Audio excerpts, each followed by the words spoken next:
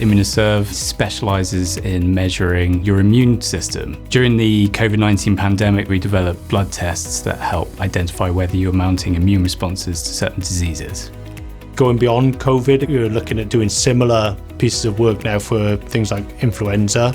The test that we provide is based on a particular part of your immune system called T cells, and these have turned out to be really valuable in measuring immunity and understanding who's most likely to get a disease.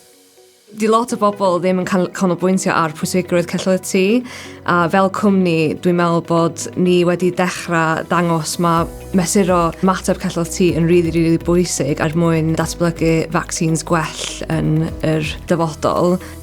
I think the key innovation for this is the practicality of the test. It uses a very small volume of blood. It's relatively very cheap. We think we can make quite unique diagnostic tests which will alter the management of patients in quite a unique way. It feels for us like it's a really exciting future, and not only in Wales is it innovative but probably across the world. So to be able to perform this kind of cutting edge research in your home country, it's really exciting.